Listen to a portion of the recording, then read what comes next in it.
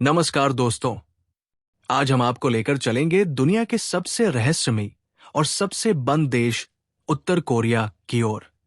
ये वो देश है जहां की जनता को बचपन से ये सिखाया जाता है कि हमारे पास सब कुछ है, हमें किसी से जलने की जरूरत नहीं। We have nothing to envy. लेकिन क्या सचमुच ऐसा है? क्या वहां के लोग खुश हैं? क्या उनके पास सच में सब कुछ है? पत्रकार बारबरा डेमिक की किताब नथिंग टू एनवी हमें इस पर्दे के पीछे झांकने का मौका देती है। ये किताब हमें उत्तर कोरिया के 6 आम नागरिकों की जिंदगी की कहानियां सुनाती है। उनकी आंखों से हम देखते हैं प्यार, भूख, डर, हिम्मत और भागने की कोशिशों की दास्तान।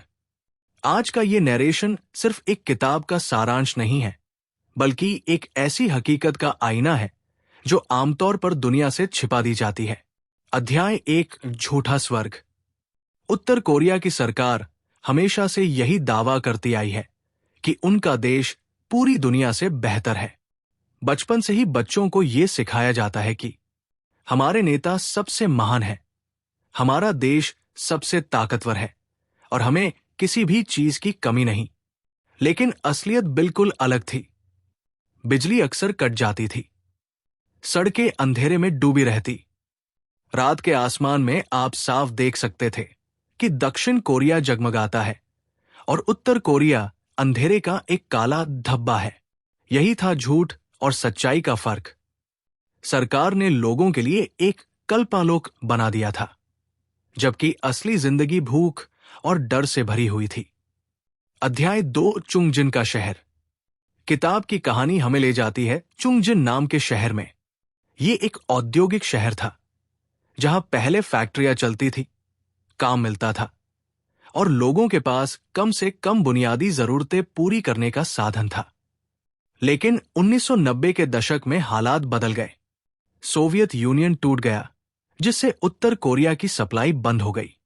फैक्ट्रियां एक एक कर बंद होने लगी। लोग बेरोजगार हो गए। चुंगजिन के लोग धीरे धीरे गरीबी और भूख की गहराई में धंसते चले गए। अध्याय 3, छुपा हुआ प्यार। जुनसांग और मीरान। इसी शहर में 2 नौजवानों की प्रेम कहानी जन्म लेती है। जुनसांग एक पढ़ा लिखा लड़का, अपेक्षाकृत संपन्न परिवार से, और मीरान गरीब परिवार की लड़की, जिसकी जिंदगी हमेशा संघर्षों से भरी रही। दोनों एक दूसरे को पसंद करते थे, लेकिन खुलकर मिलना खतरे से खाली नहीं था। उत्तर कोरिया में प्रेम संबंध छुपाना पड़ता था। कोई भी देख ले तो शिकायत कर सकता था और ये उनके परिवारों के लिए मुसीबत बन सकता था। इसलिए वे चुपके चुपके अंधेरे में मिलते, कभी नदी के किनारे, कभी किसी सुनसान गली में। उनका प्यार उस अंधेरे समाज में एक रोशनी की तरह था। अध्याय 4, शिक्षा या ब्रेन वॉश। उत्तर कोरिया के स्कूलों में बच्चों को पढ़ाई से ज्यादा सरकारी विचारधारा, आइडियोलॉजी सिखाई जाती थी। उन्हें बताया जाता था, महान नेता हमारे माता पिता से भी बड़े हैं। अगर तुम्हारे माता पिता गलत बोले तो उनकी शिकायत करना तुम्हारा फर्ज है।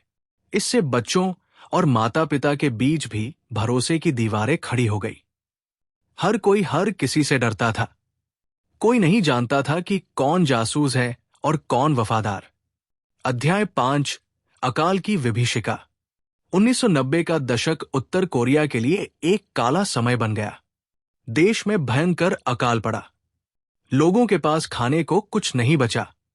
कई हफ्तों तक सिर्फ घास, जंगली पौधे या पेड़ों की छाल पर जिंदगी चलती। लोग चूहों को पकड़कर खाते ताकि थोड़ी सी प्रोटीन मिल जाए।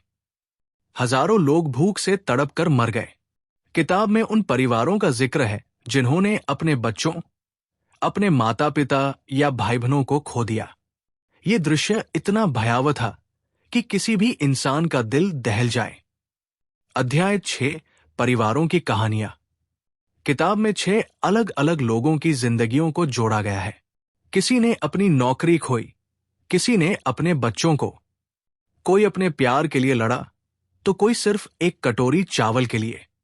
हर कहानी एक जैसी भी है और अलग भी, लेकिन उनमें एक चीज समान है, भूख और डर।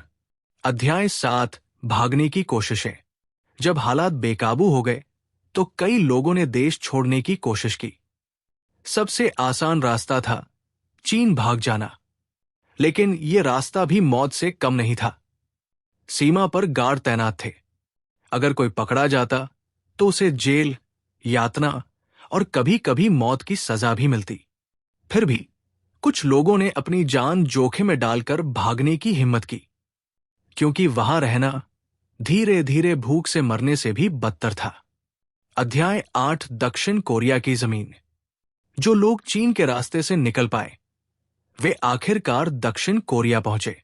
वहां पहली बार उन्होंने देखा, बिजली हमेशा रहती है, बाजारों में हर तरह का खाना मिलता है, लोग बिना डर के खुलकर अपनी राय रख सकते हैं। लेकिन यहां भी चुनौतियां थी। उत्तर कोरिया से आए लोग नई संस्कृति में घुलने मिलने में कठिनाई महसूस करते थे। कई बार उन्हें भेदभाव झेलना पड़ता, लेकिन फिर भी वहां की आजादी, वहां का खाना और वहां की रोशनी उन्हें किसी सपने जैसा लगता था। असली सबक। दोस्तों, नथिंग टू एनवी हमें यह सिखाती है कि प्रचार और हकीकत में कितना फर्क होता है। उत्तर कोरिया के लोग बचपन से ये सुनते आए कि उन्हें किसी से जलने की जरूरत नहीं, लेकिन असल में उनके पास जलने के लिए सब कुछ था। आजादी, खाना, रोशनी और उम्मीद। ये किताब हमें ये याद दिलाती है कि इंसान की सबसे बड़ी ताकत उसकी उम्मीद है। चाहे हालात कितने भी कठिन क्यों न हो, लोग जीने और आगे बढ़ने का रास्ता ढूंढ ही लेते हैं। दोस्तों, ये थी बारबरा डेमिक की किताब नथिंग टू एनवी की कहानी। अगर आपको ये नरेशन अच्छा लगा हो तो